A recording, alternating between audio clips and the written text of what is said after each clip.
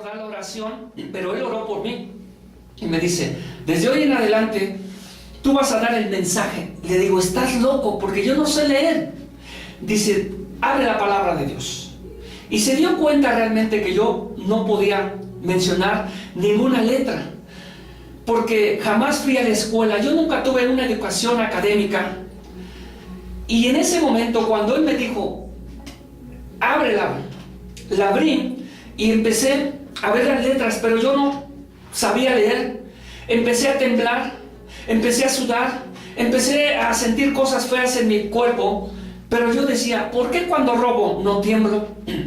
¿Por qué cuando me doy un toque no estoy sudando? ¿Por qué cuando hago cosas indebidas no estoy como en este momento? Cerré la Biblia y déjame decirte que la vuelvo a abrir y empezó así. Ahorita lo estoy provocando, pero empecé así y empecé a abrir la Biblia en el libro de Génesis y yo decía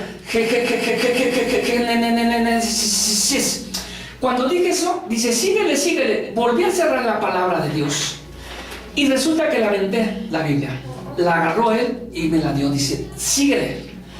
Empezó otra vez y dije Génesis, le digo ya para que no me esté fastidiando.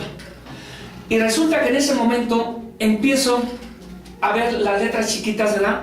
Y donde dice en el principio, así empecé en el principio, y que la vuelvo a cerrar y me la puse en mi pecho y dije, ¿por qué cuando hago cosas malas no estoy así? La volví a abrir, y empiezo a decir, en el principio crió Dios los cielos y la tierra estaba desordenada y vacía. Cuando yo dije esas frases, empecé a gritar y dije, ya sé leer. Dice, síguele, síguele. Y desde ese momento empecé a leer la palabra de Dios. Ya con la sentencia de 20 años, dije, aquí voy a estar un buen tiempo. Este hermano empezó a llevarme a recibir a los internos que venían por primera vez. Y les decía, cuéntales tu testimonio. Yo decía, ¿qué testimonio le voy a dar? Él me decía, ¿qué fue lo que sucedió en tu celda? Ya les comentaba y empezábamos a recibir a los internos el primer ingreso, pero a mí me daba vergüenza, porque yo decía, es que yo no sé leer. Y desde ese momento Dios me mostró que quería hacer algo en mi vida. Pero yo le decía, Diosito, siempre el ser humano va a minimizar a Dios, pero nosotros tenemos un Dios grande, que si tú ves al cielo, un Dios enorme, un Dios grande, tremendamente. Pasaron 6 meses y déjame decirte que a los 6 meses el mismo juez que me dio la sentencia de 20 años me mandó llamar y me dice, estás libre.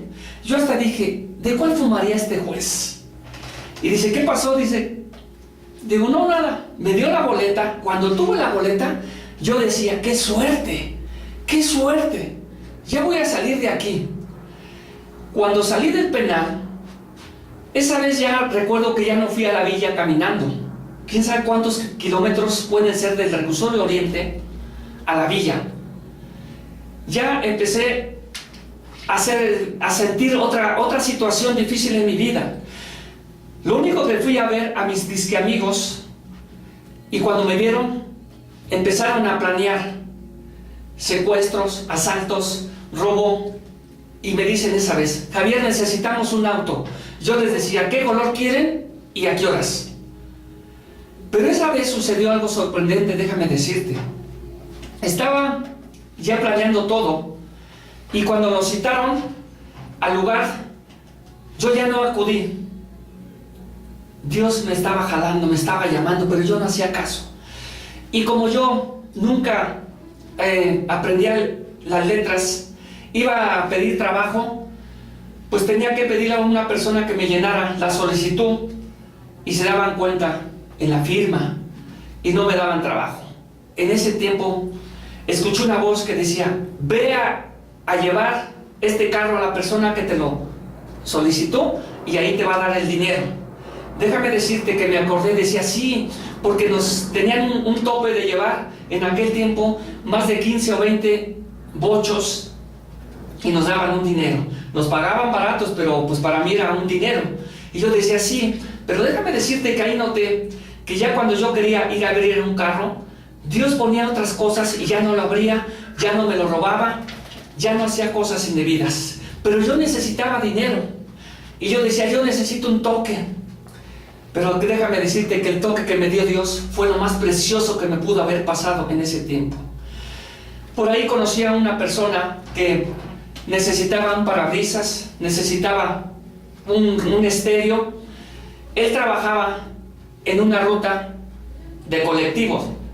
Cuando me subí al vehículo fue cuando ya empezaron a salir las combis de colectivas. Me dice, mira, aquí está la lista, quiero un estéreo, quiero un radio, quiero esto y aquello.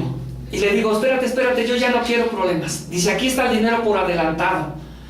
Entonces me empezó a tentar, pero en ese momento Dios usó a este varón. Ojalá a este tiempo ya se haya convertido este amigo. Porque me dice, mira, allá en unas cuadras está un coche que no lo han trabajado. Y le digo, pero no me conoce el dueño.